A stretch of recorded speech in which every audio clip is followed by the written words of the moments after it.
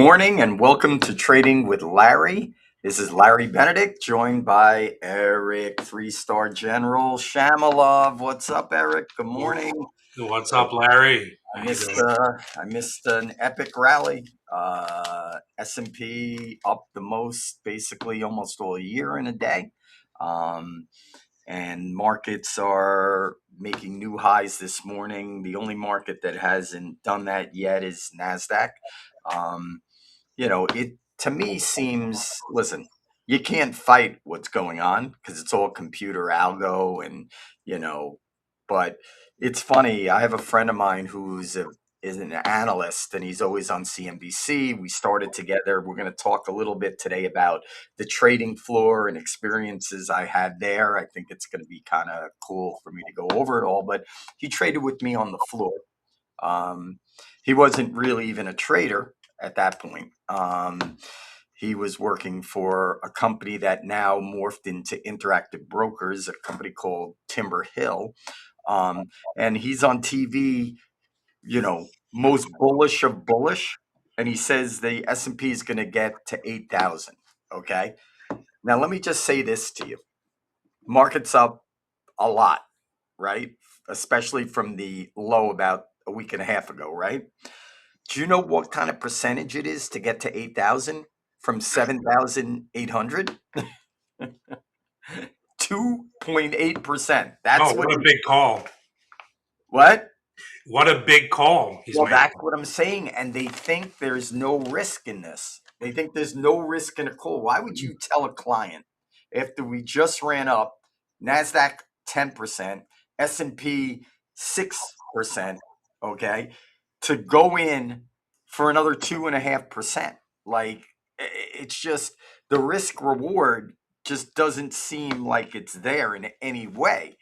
Obviously, if it gets there, they're going to dance around, but that's like a 2.5% move. And, you know, I'm seeing a lot of similarities to, 87, um, and, I don't know. Well, Um, so here's the nature of this rally the last couple of days. We've had I think it must have been like if you're long at any point, it's like the easiest long of the year. The biggest pullback over the last 48 hours in the S&P 500 was 20 points. 20 points with the S&P 500 going up almost 300 points. Nasdaq biggest pullback intraday over this stretch has been only 150 points. So it's been, if you're long, if you're bullish, it's been easy the last couple of days. So you're feeling good. But I'm thinking the easy money has been made already over the last couple of days, and kind of thinking we start consolidating here a little bit and possibly setting up to look for the short side sometime early next week. um, Maybe so. I would say that could be possible, or there could be another blow your head off rally here. Like it's literally very, very iffy. And the problem is, okay, we saw one of the greatest grifts in the history of the stock market, okay, a week ago. The literal a week ago, basically today, they were in the back room negotiating this guy's out on all his technology, $35 billion or whatever of technology equities. What I don't understand about the trade is this. The guy didn't go to $0, I don't believe. Maybe he did. Maybe he was below zero. And the only thing he had covering him were these private equities that are not public. So maybe that's what happened here. And the clearing firms were like, listen, we're not putting up with this. Anthropic may be worth $5 billion on your statement of what it's worth, but it's not worth anything because it's not a public company and we have no liquidity to sell that stock. So he may have gone down to zero or below zero, but listen, one thing. Kenny was in the back room with his people basically sourcing out that portfolio, and you and I picked it up. Remember, we're like, how can this stock be down 9 and this stock up 14 and this stock down? MU is going down like 150 points a day. It went from like 1100 down to 700 basically, you know, and the guy got to pick up the stock well below 700, right? He probably picked it up at six and a quarter.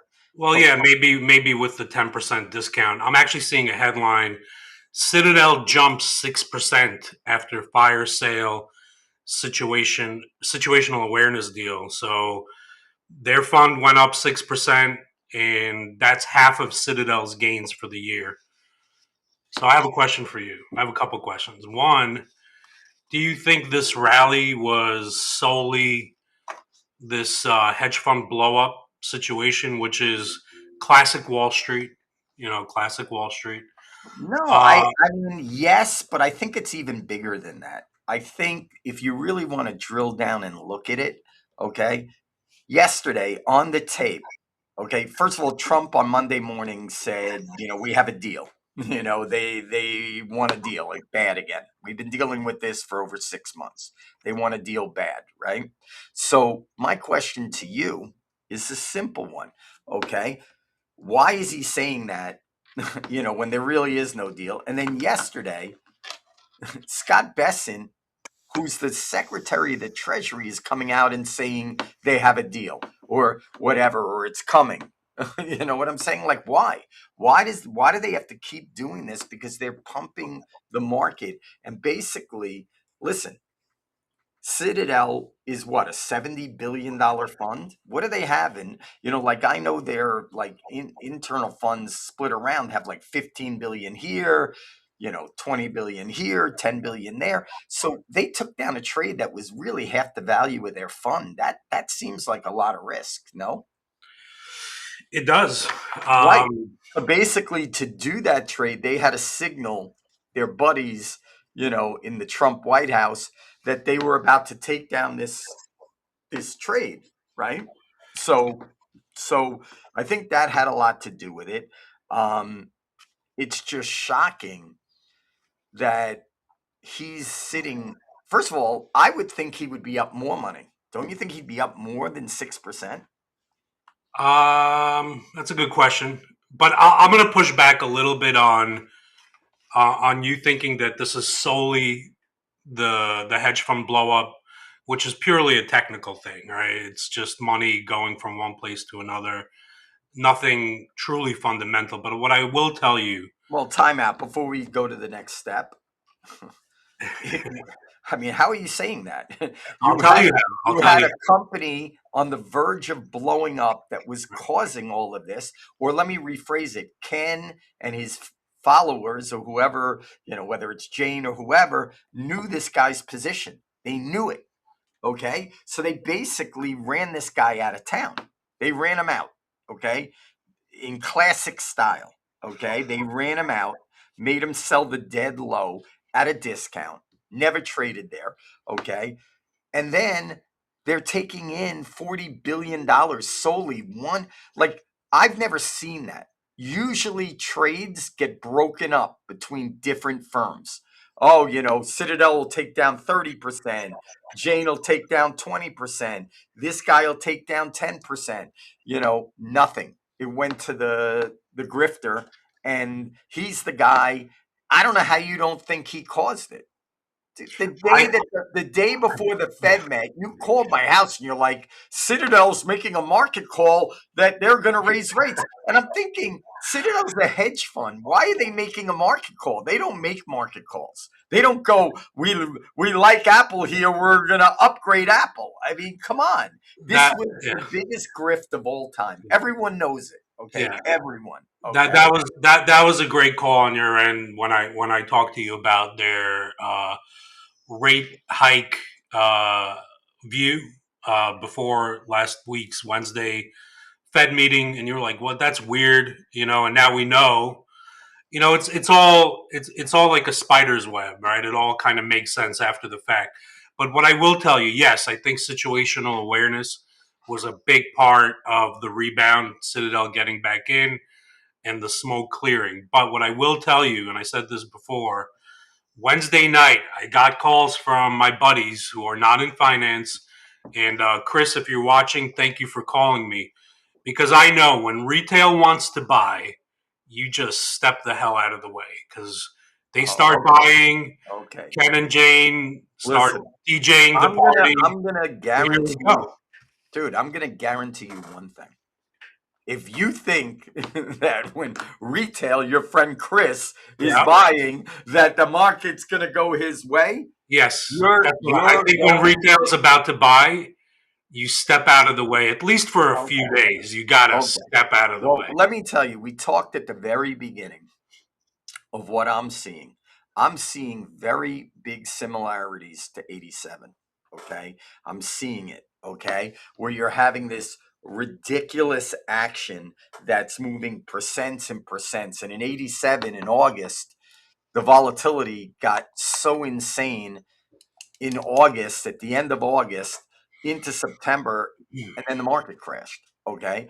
I mean, how do you not think that we're not setting up for a full out crash? I mean, a full out crash, something that we haven't seen. The Nasdaq is moving 1,000 points a day. Okay, what's a bad day? If it goes down 3,000, dude, if it goes down 3,000, it's going to wipe everyone out. Okay, so I don't know when and what day this is going to happen or what week, but it's very scary. And when you get on my podcast or our podcast and you start talking about your buddy Chris, who is making money hand over fist, it scares me. It really, really does. It's And part of it. They're part of the market, and they've been a bigger part of the market since COVID. Eric, I'm not debating it. They were destroyed. Your guy Chris was destroyed on the bottom. How does he even have the ability to buy? He was destroyed. Okay, dude. You to want to talk about calls? I was getting calls from people going, "Holy cow!" I'm getting hammered. I did a structured note on Micron down 40, and it's down 45, and I'm down almost 50% on my trade. Okay, and then in 2 days to be fine is a little crazy. Well, that structured note is a crazy thing to buy. I No, mean, whatever. It's fine right now. It's fine. it's fine right Dude, now. they do By this the way, all day. Micron hasn't really. I Dude, mean, structured. Listen, structured. Micron shouldn't even be above 500. I'm just These saying, stocks, like, it recovered, but it hasn't fully recovered. Not like Microsoft. You know what I mean? Like, it's kind of, I don't know. and why did Microsoft recover? You know why? Because situational awareness had a massive position. Okay. They smashed the guy. Okay. Then he sold the position to Ken, and they basically exploded the stock. I mean, Microsoft moved more than it's like ever moved ever in 3 or 4 days. I mean, it's crazy. I don't know. You I know what mean, the interesting thing is about this Microsoft move? The Microsoft move, everybody they see the move, they're not connecting all the dots. So the first impulse they have is to create a new narrative. Oh, software is back. The AI apocalypse is over. And then you have Palantir come out, go up 30% on earnings, and it further solidifies that notion where, in fact, part of what happened was, as you said, pure technical buying from this hedge fund. I don't know. Again, I'm not exactly sure what it looks like. I just could tell you straight out. Listen, if I took in $45 billion of stock at a discount, I would be selling. Okay, taking my profit and selling. These guys didn't sell it, and I'm telling you, they're sitting in this stuff. You know, they're barely selling. I'm just telling you, it's crazy. It's and they set the market up to basically come out with as much positive news as they could have, right? I guess. I mean, where is the news cycle? Do you think right now? I mean, what is the biggest news item affecting the market right now? Do you think is it the Strait of Hormuz, where Iran actually is looking a little weaker than usual? By the way, and I'm hearing things like I read a New York Post article that the people within Iran are kind of trying to potentially arm in some form. And now Iran is kind of letting Europe come in, demine the strait. Um, do you think this has a happy ending? So I have no idea, dude. And let me ask you this. We're so much higher than where the war started. We should rally because we never sold off because of the war. For 2 weeks we did. Okay. It's a meaningless thing. it's a Okay. meaningless thing for the market. But what's funny is when there's positive news, It the goes market up, and seems. when there's negative news, it doesn't go up. The only time we've gone down in the last 4 months is when they spotted this guy's position. And you know who gave it to him? Goldman, JP Morgan. Basically, they basically signaled the market, hey, this guy is on massive leverage. First of all, why would they let him go on such massive leverage? One of the biggest hedge funds in the world. I got a better. And this is your question. Why would you need to lever 4 to 1 when you're running? How many billions was he running? 30 billion. I mean, 45 billion. 45 billion. you just kind of match the S&P with a little bit of alpha on top, and you're set for life, and your investors are happy. You know, No. one thing I've learned about investors, which I'm continuing to learn, is they don't care about 100% return on their book as much as they care about matching the S&P and But having. here's my question to you. Okay, it's a simple one. Okay. The bottom line is you're like saying everyone's so bullish and your buddy, what's his name? Chris is so bullish. Christopher, I might Chris play is poker so, with him wait, tonight. Chris is so bullish. Okay, he's so bullish. But guess what? This guy wrote to every one of his investors. Okay, did you see the letter? No. Oh, Basically, guy said that this is generational buying opportunity in these stocks. Okay. Listen, do you know how many people invested with him when he asked for money? everyone. Zero. What do you mean? Not a person. How did he raise all these billions of dollars? He made the money. Oh, He okay. made the money. So here's the scenario, and then I want to talk a little bit about the trading floor and all of that stuff. Okay. Here's what happened. He started with X. He ran it up 1,000%. Crazy numbers. Okay. The investors gave back most of that money. Okay. He went to the investors, Eric, all your bullish buddies and everyone. He went to all these investors who are not even down money with the guy, and they would not give him money to save the positions. So explain that to me. That tells me the story of the entire market in a nutshell. Okay. It's Fugazi. You have some of the biggest investors in the world, the guys that started, you know, all of these tech companies out in Silicon Valley. He went to them, he wrote a letter, and none of them responded with any cash. None. Zero. Why? Why? They're not even down money. Or maybe they are. I don't know. It depends on when you got in. But many of them aren't even down money. Why did they not give him cash? It's if he was Because asking they for were that money getting in crushed. July, if he was asking for that money in July, I think a lot of investors were very, very afraid of the AI trade Well, unraveling wait a second. last month, Wait a second. which of course now has flipped on a dime. Now Right. nobody's afraid the Well, AI no, trade is unraveling. no, no. Listen to me. If he got money to save these positions, okay, or, if a clearing firm backed him or whatever, which none of these guys did, they basically shilled this guy out, okay? They, no one backed him. So that's what I'm saying. Your guy Chris is a monster when the market's going up, but when the market's going down, Oh yeah, Eric, these stocks corrected 50%. Micron was down 50%, and no one wanted it. No one wanted it, right? Listen, there were people looking at the portfolio. Ken bid down 10. He probably could have got it down 20. No one was buying. No one was buying. And it's funny, all of these hedge funds, Eric, when the market goes down, they get killed. Like Millennium for the month of July was down over 2%. For Millennium, that's an insane amount of money for them. They don't lose. So you tell me what this is all about. The hedge funds only make when the market goes up. They get killed when the market goes down. So why does the market continually always go up? Because it's manipulated. But I don't want to talk. We got it 10 minutes. Let's touch on, basically, um, if you want to talk about the floor, if there's anything you want to talk about, we can talk market, whatever you want. But I want to, I want to really touch on, something in the last 10 minutes. And as we're on the air, like I'm telling you, the S&P is over the high tick. It's actually trading new highs every tick, up another 40 this morning. Okay.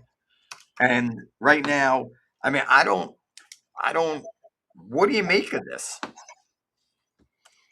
Of one in particular, my man. The market. Like, and today, guess what? Today, I Nasdaq's told you. not good. Nasdaq's bad, and the S&P's good. We're back to this. So I'm angling today for the beginning of a 36 to 48 hour consolidation phase. The rule of thumb for me, after a big move in either direction, it doesn't matter what direction you get, 2 consecutive days of, and this is something that you say also, the market doesn't do something 3 times in a row. Oh, So I usually say it doesn't do it two times in a row, but that's not right. yeah, I think you need to up it to 3. So we're in day 3. I mean, the market has gone straight up. As I said before, the intraday pullbacks have been minuscule, like literally minuscule. Um, I, Dude, there's nobody left to sell. if you're a good trader, and you're long, you're not getting stopped out the last 2 days. I think the fun is over. I think now. So here's the thing: anybody who wanted to buy, you have to assume has bought over the last few days. That's And not what, listen, that's not what I'm worried about. What I'm worried about is the people that sold and can't get it back. Like you said, we haven't come in 10 handles. So anyone that sold at any level is getting killed. So you might see stops take the market much higher. I'm not saying it will or it won't, but you might, because nobody who has shorted in the last 5 days has had a chance to get it back, right? I would say that is 100% correct. Right. That So is correct. that's why the pullback is going to be harder to come by, because they haven't, how they stopped this clown head out on the Okay, bottom? so let's talk about that. So the pullback is going to be harder to come by. I'm seeing 77.10 puts today, which would be 60 points below the market, with a straddle at 42. So you're getting straddle plus cushion at 77.10, 77.15. You're getting a 10-point spread for about a dollar 25. And I'm thinking of putting on a call spread same distance above that. I think over the next couple of days, we're going to get a little bit of trading back for credit spreads where I you can pick off both listen, sides. listen. For my product S&P Trader, which has been a tough year, obviously being short, call spreads and put spreads, um, it's it's been very tough. The strategy is really, we had like 10 winning days in a row, and then we had one losing day where we lost 8 of the 10 days. So I think it's very tough to do that. The odds are not pricing right. Like yesterday, the straddle was $30 and we Well, went they've up. been wrong. They've been not just wrong, but like by many, many multiples wrong. Like the straddle yesterday at 9:30 was trading at 30 at Right. the open. So it was 70 more like 100 points wrong. And it's been 2 days in a How row. about 100? How about 120 points wrong? Yeah.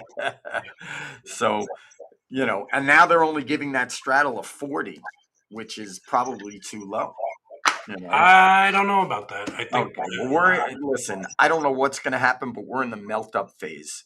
Okay. I mean, this is like a melt up. Okay. I don't know when stops are going to come in, but listen, I'm not bullish. Okay. Don't get me wrong, but you can't stand in front of this, because you could just see this thing in SPOOs open at '07 and go to 25 in 5 seconds. You know what I'm saying? Literally 5 seconds. So, you know, that's I okay. I mean, yeah, you could do that. I think that would be a great spot for a 50 out of the money call spread. But let's get back to a little bit of your like experience and Well, first, before we do that, we got a question, and it's a good question. It says, "Why did the VIX close green yesterday?" And my answer to that is, call buying. well, no, well, VIX is so low. Where's VIX? 15? I mean, where can it go? So VIX can go up if for two reasons. Either they're bidding up the calls or they're bidding up the puts, right? So you get that sometimes where the VIX kind of stops dropping or ticks up, but the market keeps going up. A lot of people think that that's a divergence. That's not really a divergence. That's just people pounding calls out of the money like crazy. Hmm. So I have a question for you. Okay. Why is it? Now, you've told me these stories a lot. I've heard them elsewhere as well. Back in the day on the trading floor, it was like the only spot where you had a PhD level mathematician standing next to a degenerate gambler, and somehow they found a way to work together. Explain that to me. So, what makes a good trader? Is it being smart? Is it No, no, being it's a a degenerate? What combination. is it? Well, listen, it's very different today than when there was a trading floor. Now, there, like we would come in and we would look at clues in the market and everything, and now everything's a fake clue, or whatever. And, Why you say that? The dollar's been down, interest rates have been down, and finally you're seeing gold and silver exploding up. That's a bro, traditional come on, clue. time out. Okay, dude, whatever you say. Dude, Whatever. Whatever.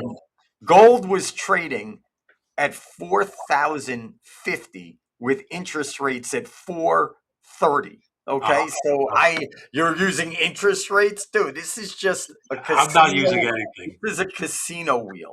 Okay, they source positions and they jam everybody. So I, That's I go back to the question: what makes, in your view, like how did that work exactly?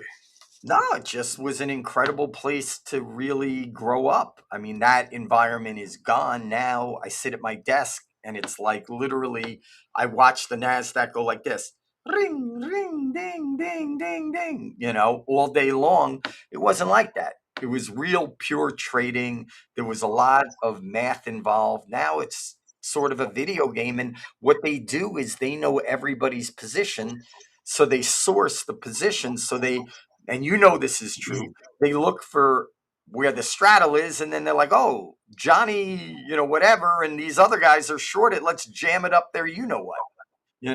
So that's what you're dealing with. People seeing information that they shouldn't see. But on the floor, it was really pure. And you had some of the smartest guys in the world, guys that graduated. I shouldn't say this because the guy from Columbia that just blew up his fund graduated at 18. But, I stood next to a guy that graduated Wharton at 19. Okay. Standing next to a guy that literally killed somebody. That literally murdered somebody, and they're trading in the pit together. And it was some of my best friends are from the pit, but when the bell rang at 9:30, we were basically against each other. And then when the bell rang at 4 o'clock, we were best friends again. It was a wild environment. But Kind of like listen, me and you every day. what? Kind of like me and you every day. A little bit. A little bit. We got one question before we wrap, and we'll talk more about that stuff. I want to give it. So it says, Larry, what is your SpaceX long-term outlook? Good Um, question. I have It's not going to been. zero. It's not a real company. I have not been bullish on the name. Okay, there's an overhang of a ton of stock. Okay, coming for the next couple of years. Okay, everyone says they're not selling and they're going to hold. And I just think I think what you heard yesterday on the conference call is reality. Like he's like, we're going to be in Mars in 5 years. Yeah, okay, sure you are. You know what I'm saying? I just think the expectations on this company, which it really doesn't know what it is yet. It doesn't know what it is, Eric. It may not even end up being a space company. They may do something else in AI or something else, in the next fad. But if they're relying mostly on space exploration, which is the name of the company, there's a problem. Well, the revenue went up above expectations. I think it's what, 7 billion or something like that, above Mm-hmm. 7 billion for the quarter. You annualize that. That's what, 30 billion a year, something like that. Mm-hmm. Their operating loss was much lower than expected. I would say the numbers should have kind of at least partially squashed a lot of the bear case where they're bleeding money, they can't make money. You see, they are making money. They're not profitable because they're a pure growth company. At some point, like, this becomes a buy, I think. Do you agree? Maybe for a trade, Well, it's down 11%. The tape looks weird today. There's a lot of red. There's a lot of green. You got the hardware trade down. You have the Mag 7 trade, or as you like to call it now, the hyperscaler trade is up. But you see a mixed bag in the tape. So I think that kind of uh, further gives me confidence about maybe the market's not kind of going anywhere big today, Okay. down or up. All right. Well, listen, we're 2 minutes past our cutoff time. Our producers are hounding me, so we got to wrap. You're saying the market's gonna top here and go down. Okay. I'm saying What? I Is that do. what I said? Okay. Yeah, next week. Next week I'm going to start shorting. Not yet. You just I'm said you were doing. shorting a call and a put. Yeah, that's an iron condor. That's a I neutral. understand, but if the market goes up, that's not going to be good for you. Okay. So Whatever. what? I'll do what you do. I'll start selling put spreads. Okay. Pop, pop, Okay. All right, dude. Listen, I wish everyone good luck today. Eric's not bullish, bearish. I don't know what he is. I'm neutral today, and I'm going to try to make money on that neutrality. Okay, perfect. All right. Everyone, good luck today. Enjoy.